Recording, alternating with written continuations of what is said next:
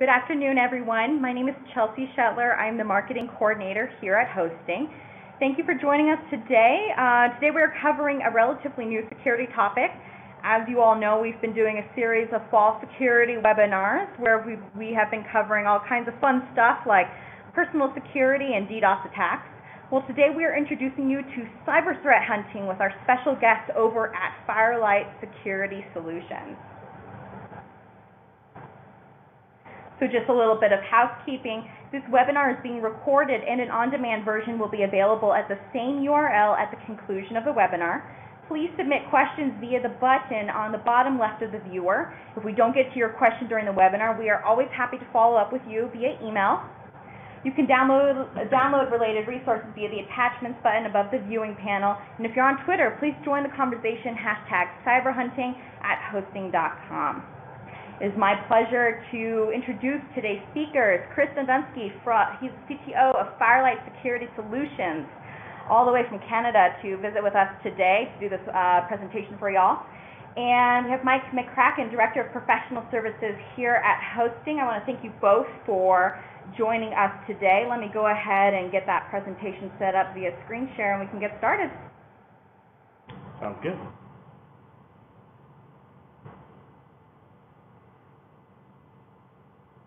Okay. All right, Chris, the floor is all yours. Great, thank you, Chelsea. Okay, so today we're going to talk a little bit about cyber threat hunting. I'm going to go through the concepts of why it is important, show you an example of cyber threat hunting, and give you a little bit of a demo around the situational awareness and the cyber intelligence that's necessary to actually achieve a successful cyber threat hunt. So really what we're talking about is an evolution in security from a reactive mode, which is what most people typically do. They put technology into the network to monitor hosts, monitor the network traffic, wait for alerts, and then they react. And cyber threat hunting is really about process, and it's really about being proactive in the overall search for things that are suspicious, things that are potentially damaging to your environment. And, you know, cyber threat hunting is something that we've been doing, every organization has done in the past, but until recently, it really hasn't had a sexy buzzword around it. And for the most part, the process is immature across the industry. So really, it's a very human-driven thing, and we'll talk a little bit about that going forward. So some terminology in the threat hunt. One of the very first things, this model that we're looking at is called the Diamond Model of Intrusion Analysis. And what we're going to be talking about are some of the concepts around the vertices of this diamond. Effectively at the top we have the customer. The customer is usually the end beneficiary of a hack or a breach or a denial of service or an intrusion. They're the people that benefit from these sorts of attacks. Now, usually the adversary is the person that is doing the attack as a hired gun, hired by the customer to perform the intrusion, to perform the breach, to perform the hack. They can be one and the same. The customer and the adversary can be the same individual, but in a lot of cases you've got a customer who hires the adversary to do something. Going clockwise around the diamond, the next thing is the capability or the capacity. So that's what we're really talking about here, are the theoretical tools and techniques and procedures and exposures and vulnerabilities that are used by the adversary or the operator to perform what they need to do. Now, really the next thing that is required in this is some infrastructure, okay? So an organization, an adversary needs a platform in order to launch an attack, launch a breach, or do something to its intended victim. So the infrastructure involved in this case is either the physical or the logical communication platform that the adversary will use to actually achieve the goal. And so, in the example of the DDoS attack that happened last week, what we are talking about in this particular case were a bunch of IoT devices, things like IP cameras, that were used, in the millions or tens of millions as the platform to launch the denial of service attack against in this case, the DNS service. So finally, there's the victim. Okay, the victim can be a company, it can be a server, a person, an account, an email account, a bank account, etc. But it's something that the customer ultimately wants to gain benefit from. And really what we're talking about here is there is a socioeconomic relationship between the customer and the victim. And it really can be something that is a fleeting thing or a persistent thing. The victim, it may be a victim of opportunity, or it may be a victim of persistent interest to the customer or to the adversary. So there is a direct relationship whereby the customer, either through opportunity or through intent, is targeting the victim to gain some sort of attack, some sort of benefit out of that individual. Let me just switch up here real quick. So Chris, a quick question on that. If I'm a rural healthcare provider or a small business owner, how concerned do I need to be that I'm going to be seen by one of these adversaries as a victim of choice for them, or can I kind of ignore this because I'm just too small? I'm not General Motors or United Airlines. I mean, everybody can be a victim. It really depends on what people are looking for. There are all kinds of factors involved in what a victim can give up to the adversary or to the customer. So yeah, I mean, unfortunately, that's kind of all over the map. So that makes sense. And what types of data are the customers typically trying to get? You hear a lot about credit card data and things like that, but is there other information they're also looking for? Yeah, it could be the theft of intellectual property. It could be that someone is trying to gain access to a database of information on clients. It could be health records. It could be anything that has value around it that can be either sold or leveraged against the target in general. Okay, thanks. All right, so we're getting down to, so I think we're on to threat hunting styles, because there are a lot of ways that cyber threat hunting or threat hunting in general can occur. Now, I put the little diagram, the diamond intrusion analysis diagram up in the left corner, just as a reference model. Every vertex on that diamond is a type of threat hunting. You start by approaching or focusing on that vertex and then pivoting to gain information about other things. So the very most common thing that we would see in an enterprise today would be the victim-centered approach. Okay, focusing on watching the victim, watching the network, watching the hosts inside the network. We're really looking at that stuff to identify any malicious infrastructure up to the left, or capabilities and attributes of capabilities up to the right. That is the most common approach in and around cyber threat hunting today. The next one is capability centered. So you're really focusing on the capabilities itself, the attributes, the IOC attributes about how something is being exploited. You're really talking about things that are almost more, you're trying to profile how this happens.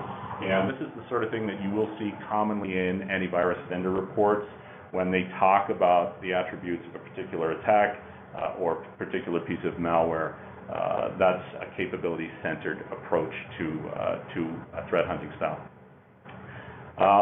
Infrastructure-centered is a little bit external in the fact that what you're doing is you're looking for the malicious infrastructure that may be owned entirely by the attacker, or it might be a piece of infrastructure that has been compromised and the actual owner of the infrastructure doesn't even realize that yet. That could be, for example, a web server that is still serving up whatever it's intended to do, but there could be a little subdirectory in there with some attack launching code in there to do things there are a lot of different ways to look at that. So you're really trying to focus on the infrastructure that's being used and trying to map that infrastructure to see what else out there is potentially owned by that adversary, and then you want to be able to pivot to find other victims and other capabilities that may be used in that attack. So there are a few other styles that are a little bit outside of the cyber realm specifically. The socioeconomic ones, those are, you know, if we talk political for a little bit, we could have a candidate running for president that could be saying some inflammatory statements whereby a customer or an adversary may not like that. So you're actually looking at a socioeconomic relationship that is either persistent or fleeting, that is really talking about, you know, trying to take down the victim in this particular case. It is a bit of a predictive approach. Something bad is said, I'm now going to predict that they are going to be attacked, right? The adversary-centered approach is something that is really the realm of law enforcement agencies, the FBI as an example. You know, you don't have common citizens that typically go after the adversaries, or even worse, the customer of the adversary. These are typically very bad people, and it is really the realm of law enforcement. And then finally, there are really the technology people, the ones that are focused on the technology itself. Those, you know, you could categorize those people into the zero-day bug hunters, the fuzzers that look for, you know, do bounty bug hunting in software, things like that. They're looking for ways to get into stuff. So those things are kind of outside the scope of this particular discussion, which is around cyber threat hunting, and in our case, we're going to focus a little bit more on victim-centered cyber threat hunting. So, what is it? It is, one thing that's very important, it is the human-driven search for one or more phases of the cyber attack conducted by an adversary, using tools and information and investigative techniques like a detective. So you have your bag of tricks, you use your intuition and your hunch to look through your cyber data, you use tools, you use information, and you use investigative techniques, okay? It's absolutely not waiting for an alert to be generated and then reacting to it. It really starts off with human judgment, that intuition, that hypothesis about something that is going to be happening. So some of the other ingredients that you would use, threat intelligence. This is information about the known threat landscape. So something that's bad, say known command and control servers, known malware, known, you know, things that we know that are bad, that's threat intelligence. Behavioral analytics, that would be data or information or observations about specific activities that could be suspicious, could be malicious, but it's more in the behavioral sense. The one thing I would stress very, very strongly is that you need to have complete situational awareness, the full operating picture about the environment that you're watching. If you have your eyes closed and you don't see the entire environment, you cannot effectively hunt. So that really requires that you have data that is more than threat-centric information, that's more than behavioral information. You need to have operational understanding of the overall network or whatever it is you happen to be looking at. And then finally, you need security tools that produce consumable data. And you hear the term actionable information quite a bit. That's generated by a lot of things. But actionable information doesn't mean that it's consumable. It can be, you can have a ton of actionable information that I just can't make sense of. It's just too much information, information overload, or it's not information that's digestible by the target audience in this case. So what you're looking for are contextual answers about things. So when you ask questions to the data, it gives me something that I can understand, and it gives me something very quickly. One other thing I should say about the overall cyber threat hunt, you always go in with the approach that you've already been breached, okay? You take that approach. I'm already compromised. How do I find where these things are? These things have obviously evaded my perimeter security. They've obviously evaded my endpoint security. So we all know that that's not a perfect world. We really have to go in with the approach that I'm already compromised. I've got to hunt to find what's going on. So this guy, David Bianco, has put together a nice hunting maturity model that I really like when it talks about the overall capability, because this industry this whole concept of cyber threat hunting is quite new. Even though as I say, we've been doing it for a long time. The buzzword is new. The focus on it is quite new. The switch from reactive to proactive is something that is still taking a long time. So, walking through this, we've got the level 1 type maturity. That would be, I'm just looking at alerts coming from things like antivirus or next-gen firewall that spots something. There's little to no routine data collection about the environment or about what's going on. The next step up from that is really you're starting now to use threat intelligence, looking for IOCs, looking for indicators of compromise in what you're in your overall search for things, and you're reasonably starting to pick up your data collection. As you get to level 3, you're really starting to adopt procedure and recipes, but at a level 3 maturity, you are typically following procedures that are developed by others. And what is that? Why is that significant? Well, someone has made, say, a generic recipe for cyber threat hunting that you are trying to fit like a puzzle piece into your puzzle, but it doesn't quite fit to your network. It doesn't really achieve your objectives, but it's pretty good. You've got a high level of data collection that you're doing as a routine procedural housekeeping basis. You've got the environment, and but you really haven't tailored or tweaked the analysis to your overall organization until you get to the next level, which is the innovation. And at that point, you're really starting to get executive buy-in to have specific people that do analysis, to do cyber threat hunting inside an organization, because what they're doing is they're developing new procedures and new methods and new ways of looking through the information that they have that is very specific to their environment. I mean, in level 3, there might be an 85% commonality around a procedure that can apply network to network. But when you get to that next level and you really have executive sponsorship and you really have a dedicated team, you're talking about things that are tailored to your environment specifically. Level 5, very few organizations would be in that space that I would say would be leading.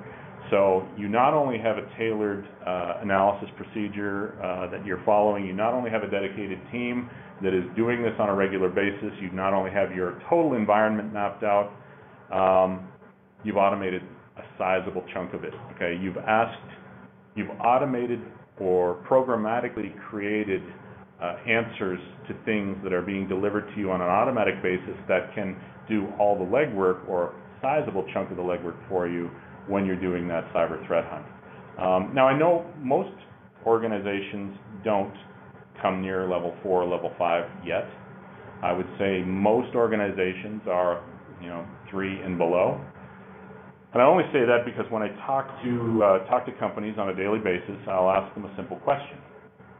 How many network assets do you have in your network that are communicating today? And the blank looks that I get from the people that should know, it's 99% of the people don't have any idea. They would say, well, I have about 1,000 people, 3 to 4 devices, I don't know, 3 or 4,000. Well, 3 or 4,000 things chattering on your network, that's a big swing in understanding the overall environment. So not very often do I hear an answer to this. In fact, I've only heard it once, and that was at a bank. So typically, people are slowly going up the stack in this, and as I said, as it gets more and more of an adoption, there will be money and resources and people put into improving the overall maturity model. And I'd assume even if they do know around how many devices they have, they probably don't know who those devices are talking to or what they're talking to them about. Absolutely correct. That big picture understanding is lacking in a lot of organizations. I mean, you'll have a SIM, a security information and event management system that collects all the logs from everything that's talking. Typically, it's just this big sinkhole of information, and getting that big picture understanding about what's going on and who's talking to whom and where and how is lost. Right. And it is such a big piece of the overall cyber threat hunt to understand how those communications are happening.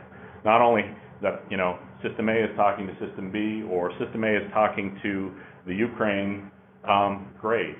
What is going on inside that? Right. Why? How is it happening? So, yeah. All right, so I'm going to go through a very kind of a simple example threat hunt here that is victim-centered.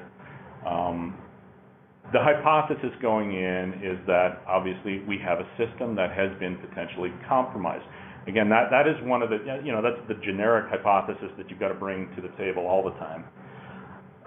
The trigger, well, as you're looking through your data, what we discovered is a quick visual when we were looking at SSH traffic, so secure shell, looking at the visualization of how secure shell communications are going on, and it is a bit of an older vector, but still quite readily employed everywhere on how things work, data exfiltration, command and control, this happens. But what we were seeing when we browsed the data, we looked at the visuals, is we saw some low volatility communication. Low volatility typically just means it's very mechanical in its periodicity. So, it looks like a heartbeat, a mechanical heartbeat. It's done with mechanical spacing between communications as we were looking at that. What we were using for the tool to take a look at this is rapid-fire cyber intelligence platform, and I'm obviously going to use that because that is the solution that we developed at Phirelight. What this solution does is it does deep packet inspection of network traffic. It brings in threat intelligence, behavioral analytics, and vulnerability data together, combined with the full operational picture. So it is security observations and it is operational observations. So it's giving me my environment to hunt in from a network communications perspective. I'm not yet looking at the endpoint itself. I'm not looking at things that are going on here. All I'm doing is watching the network communications between systems. So we take a look at whether or not we have sufficient data and tools to do this hunt. Okay, yes. Threat intelligence, absolutely. We use about 40 different global threat intelligence feeds in the product. So it covers regional areas, it covers different types of threat intelligence, whether it's private research, community research, government research. We're looking at all kinds of different things. We use behavioral analytics to look at things from different altitudes. So we look inside IP sessions, we look at the traffic, we see how it's communicating to see whether there's anything anomalous or there's a shift in behavior that we're looking at. From a situational awareness perspective, absolutely. Anything that talks on the network, we understand what it is. We try to get as much information about anything that is talking into my network, talking out of my network, or talking laterally in my network. So that is full stack. That's from the MAC address up through IP, host name, users on the machine at the time, applications that happen to be communicating in and out, so we can learn the function of the overall device, and of course layering that with the theoretical vulnerabilities of every system that is talking. So operational, theoretical, and security-based. Consumable data, well, I'll show you that later, but it really is a rich visual story because you need to have quick answers. What I like to talk about this stuff is everybody has access to the same data. Okay, you can collect, every solution out there collects and sees some overlap of information. It's how you slice and dice and how you present and how you allow people to pivot through the information that really tells the different story. So we're walking through the traffic, doing our morning housekeeping to take a look at the data to see what's going on. Now, in this particular slide, we're looking at things. I see the one-day view. It doesn't really tell me too much up in the upper left. I just have some SSH communications that are going on. So I back that day, that time frame up, and I back it up to a 7-day view and then a 14-day view. And you can see, without knowing anything about SSH, what it is, or really anything about anything, you're gonna see a pattern there that looks pretty mechanical. Okay, so what's going on here? SSH is used to communicate, send, and transfer things between systems, typically Linux, Unix type systems use it. But this is a very mechanical sort of thing. So, what's going on here? So now we have to drill down deeper to really see what's happening. So this was the threat hunt. We went in with the understanding that everything is compromised. We're browsing the information. We're looking for reasons, probable cause. What would be? Let me jump into things and see what's going to trigger my next move. So one of the other things that we see. Rapid Fire is built on Bro. If you don't know Bro, you should look into Bro. It's an excellent framework for IP session investigation that has a lot of policies around it. We have logs to indicate low volatility connections. We have policies to identify that, to take a look at that. So what I'm now seeing when I layer on this additional behavior is that I've got an internal host that is communicating to an external host, and I'm using some real data here, so you'll see me block out some things. But I've seen some low volatility connections to further get my suspicions up. So now I need to go in and I need to get some intelligence around what I'm seeing. So what I have now, I have 4 or 5 different things that I was able to very quickly pull out of the system. Starting on the right, we have IOC Indicators. So this is, for us, an indicator of compromise is a communication that is either suspicious or malicious in the sense of threat intelligence or from the sense of behavior. And I get a lot of information about this particular indicator of compromise. What I'm seeing is communications with a suspected command and control host. It is triggered by an intelligence hit based on the IP address. It is the origin I had to block out, but the responder to this was the Swiss. Okay, it was a system in Switzerland owned by Confluence Networks that was happening here. I see some information about the SSH cipher information. It was an outbound connection. There's a lot of information there. And then I have information around the local endpoint. When it was first seen on the network, when it was last seen on the network, its IP, its host, its MAC, its vendor, its operating system, Windows Vista, and it's a laptop. The other thing I see is that it has a vulnerability on it, a CVE that really, there is a theoretical capability or capacity to exploit that box. So I've gathered some intel, I see some behavior. Ultimately what I've done now is I've created a pivot from the victim. When I saw this activity, I dove into the activity to do the cyber threat hunt, and I've been able to pivot to both capability and capacity, as well as profiling the infrastructure that was used. In this case, the Swiss command control platform. The capability or the capacity of the threat was a CVE with a score of 9.3, which is total compromise of the system integrity. The entire system may be compromised through this particular thing. So Windows Vista laptop, the other little piece of intelligence that I got out of it was that we did not have extended Microsoft support on Windows Vista, which could extend up to 2017 if you paid for that additional support, but in this case it wasn't done.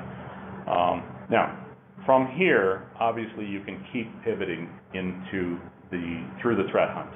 Okay, you can start looking for other victims that are being communicated with or communicated from that command and control infrastructure. I can start profiling different things, antecedents to that initial hack where something led up to it. In this particular case, it was probably, something like a drive-by that happened, browsed the wrong website, compromised the system, full control taken over, command and control happening, data exfiltration happening to the overall, through the infrastructure. So the adversary is gaining information.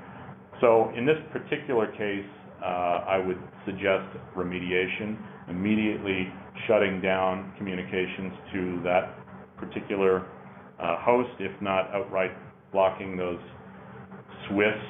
bad Swiss from talking to my network. And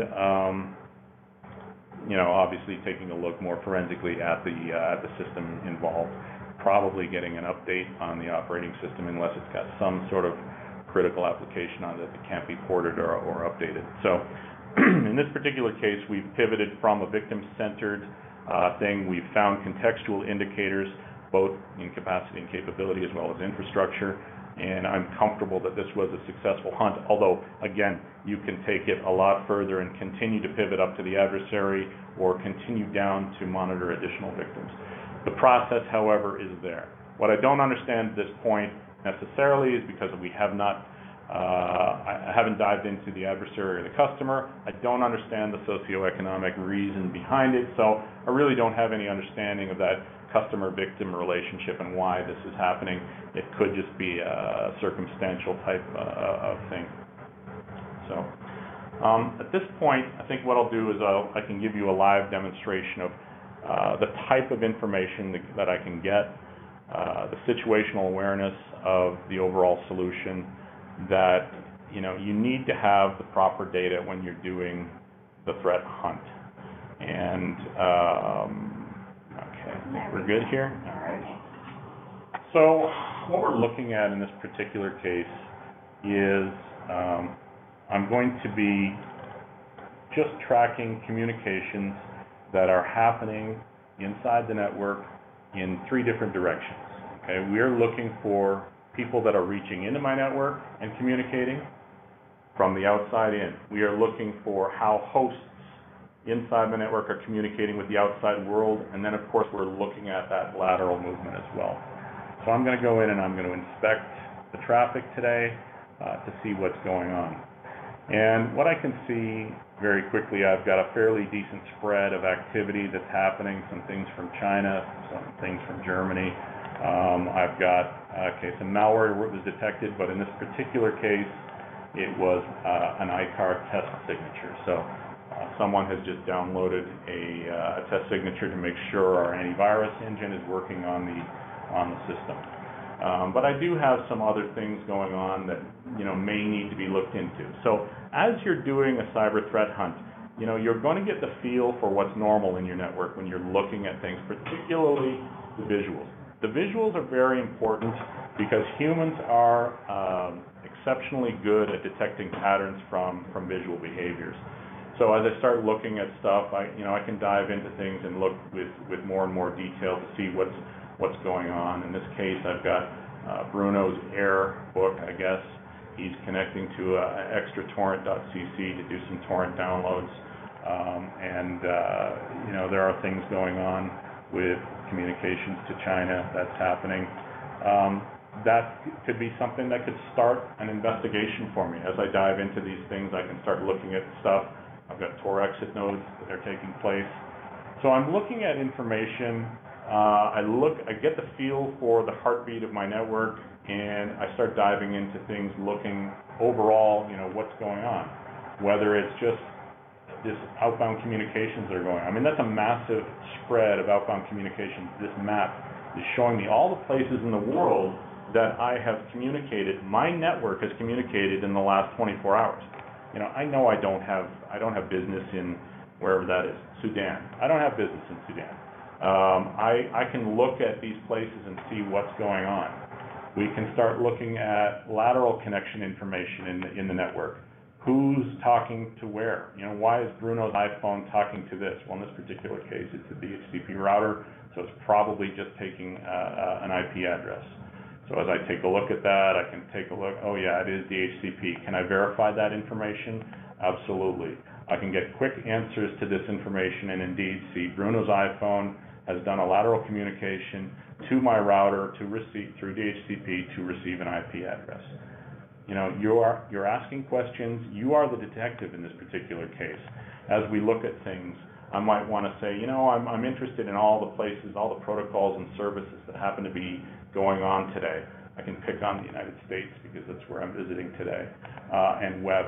So I see very quickly all the individual client systems in my network that are talking to Apple and Facebook and Google and Skype and Twitter and eBay and all these things that are being served out of the US.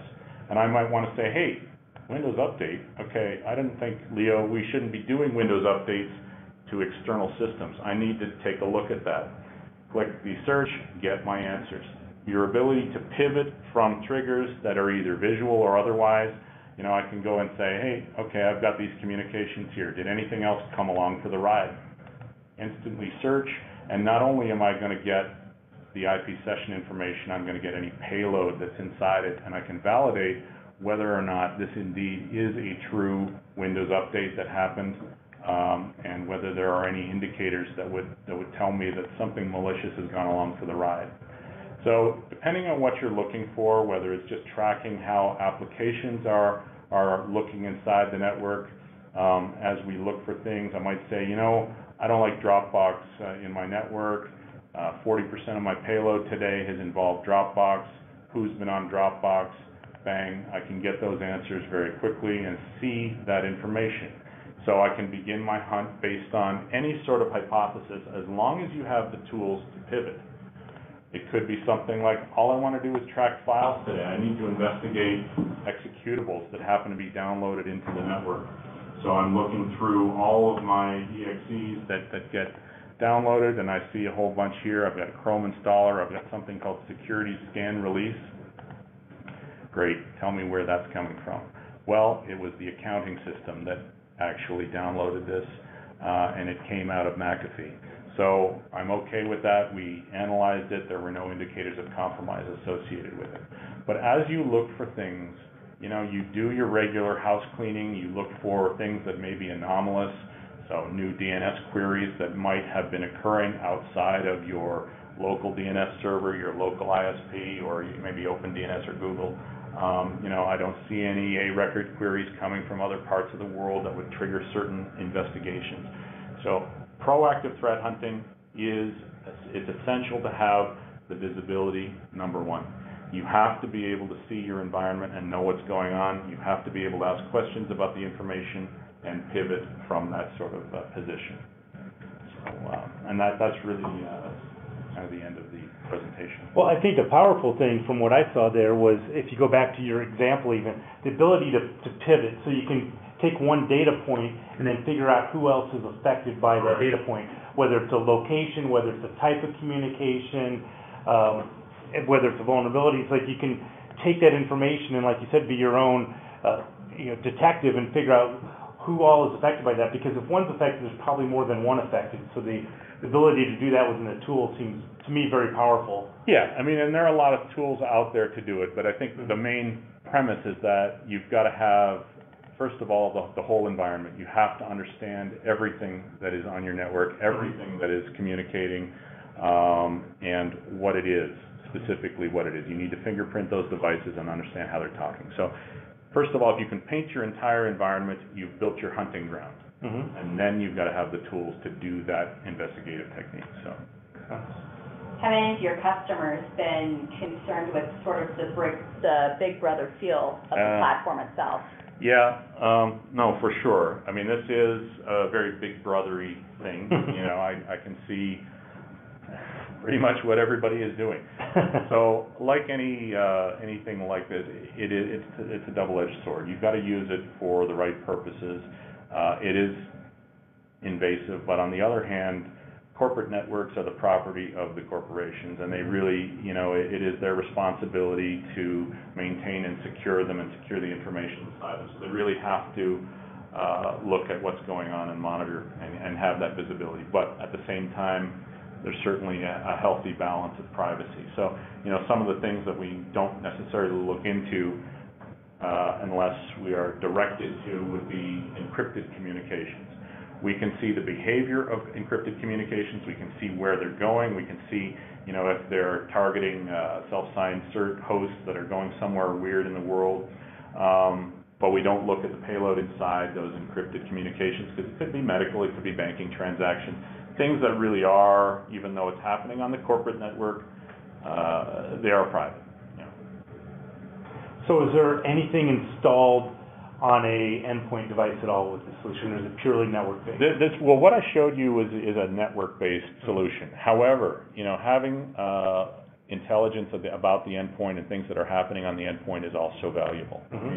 There are things that occur, whether they're processes, whether someone maybe has plugged a USB stick in and downloaded some information, or, there are stuff that happens on the local host that obviously network communication monitoring is not going to understand. So when you put these things together, if you have endpoint visibility and network visibility, you really do have the big picture of what's going on from that victim-centered approach for cyber threat hunting. Perfect. And we definitely ask our viewers, if you're listening in, or even if you've joined us later on the on-demand, please send questions your way right now if you need them to, or we can get back to you via email. This is after the webcast, but for right now, we're kind of approaching that 45-minute limit of your time. So if you have any last-minute questions for Chris or for Mike, please send them your way. Otherwise, we can find time to talk about whatever else with the platform or whatever else is going on in the world. How's the flight, how's the weather? Good. Yeah. The weather is here is fantastic. So customers would still need to have their full suite of antivirus, anti-malware, all those types of things. I mean, it's about defense in depth, okay? So it's not about just certainly visibility and the cyber threat hunt process. You still have to have your security controls. You know, your best practices obviously are still things that are necessary. The reason why cyber threat hunting is so important is because traditional security measures are just not sufficient, okay? They don't self-report when they fail. You know, when was the last time your next-gen firewall said, hey, I just let some malware by, right? Yeah. It doesn't work that way. Right. So you have to have that independent auditing going on of how is my security infrastructure working? Has it been configured properly? Has it been tuned? You know, it's a verification and it's a validation of, you know, potentially the millions of dollars that you have put in your network to protect yourself. It is all very, very important, but someone has to make sure that it's working properly. Someone has to make sure that, you know, something hasn't been turned off or misconfigured. And that's where situational awareness comes into play and the monitoring comes into play. And as people start adopting process and training people and dedicating people to perform the cyber threat hunt, the infrastructure and the security controls just get better and better, because what you're going to be doing is optimizing those controls based on things that you're seeing, based on capabilities and based on those theoretical exposures that you're understanding now, because you are looking at that big picture with the ability to pivot down into the forensics. You're able to fine-tune all those security controls. That makes sense. Typically, how long does it take somebody to get up to speed on using your product? That's a great question. It really depends on how literate they are in the language. I mean, what we're looking at here is very network-centric. So if you have a bit of a networking understanding, not long. I mean, this solution has been built to be very simple, have a very quick ramp-up curve. We certainly work with all of our customers on a daily basis to do data walkthroughs, to show them important things, teach them how to hunt, show them the low-hanging fruit, show them the housekeeping chores that need to be done on a daily basis when you're looking at the overall data. And the ramp-up time seems to take very little. But again, it depends on, not everybody is capable of digesting or consuming this type of information. Right. You know, I can't say it's specific to size. Company size is important, but there are a lot of small companies that actually need and use and demand this type of intelligence. Sure. And there are a lot of big ones that just say, I don't care. I don't have the the time or the patience. Yeah. So in that sense, you know, we do sometimes offer services to assist these people or augment their security teams with a cyber threat hunting service and work with them that way. Great. And that kind of goes to my next question. It seems to me this isn't a one and done. This isn't something you have somebody come in and do as a one-time consulting engagement. This is an ongoing Absolutely not. I mean, this is so important to understand that your network is a very dynamic thing. It's almost a living and breathing animal. New things come in and out all the time, patches, configurations, new software, updates. Everything is constantly changing. And so if you don't have continuous vigilance, I would say, about that from a victim-centered perspective, i.e. monitoring the network, monitoring the hosts, and monitoring the applications and how they communicate, you know, it changes from hour to hour. So you have to keep on top of it, and you have to be doing it as a regular part of your process. Now, is the solution a physical or virtual appliance, or is it something that can be purchased, say, in the cloud? Yeah. So this is a big data play. There are two piece parts to the overall solution. There is the sensor itself that sits and gathers and makes the observations. It builds metadata records around what it's observing, and those would be operational or security-based. That's generating a lot of the data. Those things are either virtual or physical, but they have to sit inside the customer network or wherever it is that we're monitoring. Right. all of that data can then go to the big data repository, okay? And that is something that we do offer as a cloud-hosted service because it does take a lot of horsepower, and that's something that we can either offer in an on-prem solution. If for customers that don't want their metadata leaving the perimeter, that's totally fine. Right. For those that are comfortable with cloud and cloud services, that's totally fine as well. Right. Yeah. Perfect. So on the cloud subject, hosting is a cloud provider. We do public and private clouds, and we're more than happy to work with customers to implement the solution at hosting. What type of reception have you received from the AWSs and the Azures of the world? It's all good. Everybody does Yeah, right. recognize that they need to open their eyes more when it comes to overall security. So, people like it. They like what they see. I think the biggest challenge is that it's a bit of an evangelism. Sure. It's a bit new, okay? The method, the standard MO of doing security has been reactive, react to the alert, and I can hear that when people ask me about, well, how's your reporting or how's your alerting? Right there it tells me where they are. Right. And then the next thing they say is, oh, information overload. You can't have information overload. You need more information. It's just how do you make sense of it? Yeah. Okay.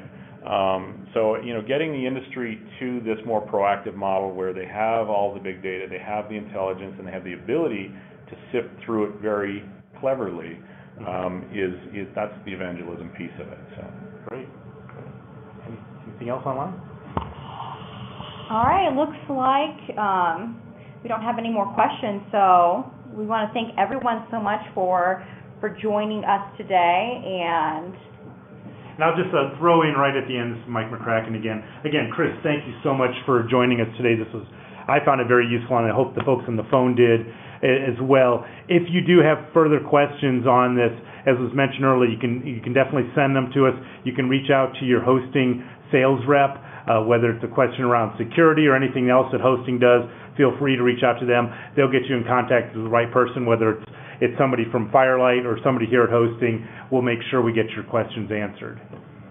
Perfect. Thank you so much, you both, for joining. Thanks, Chris, for coming all the way over from Canada and joining us today. We really enjoyed having you and that deeper discussion on how companies can secure themselves and secure their assets against these external threats. My pleasure. So thank you so much. Thank you, everyone, for joining. Have a great afternoon. Thank you.